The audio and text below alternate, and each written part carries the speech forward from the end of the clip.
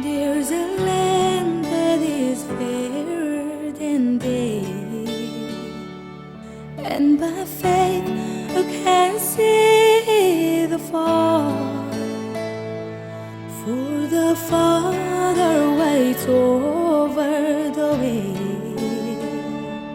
to prepare us a dwelling place there in the sweet by and by. We shall meet on that beautiful shore in the sweet by and by. We shall meet on that beautiful shore. We shall sing on that beautiful shore the melodious songs of the blessed, and our spirit shall sorrow no more. Not aside for the blessing of rest in the sweet by and by.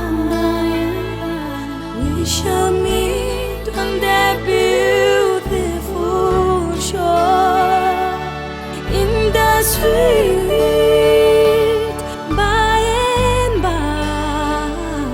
We shall meet on that beautiful shore.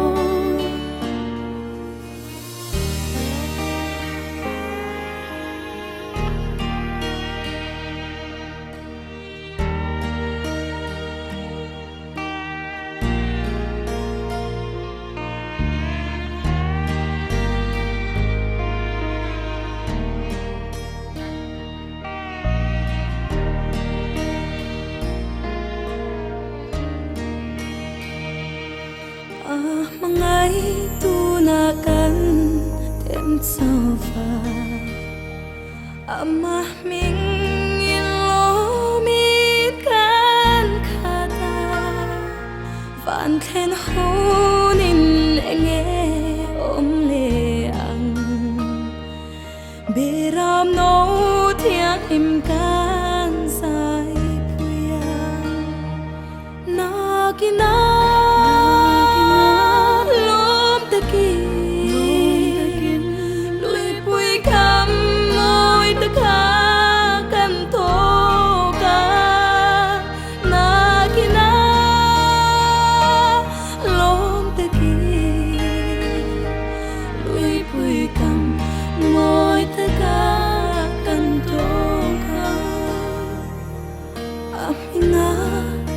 into khom huning kan sa tuan huna min tiranga lom takin pa inkan khenanga kan sa tuan malsom na ramat suan na kina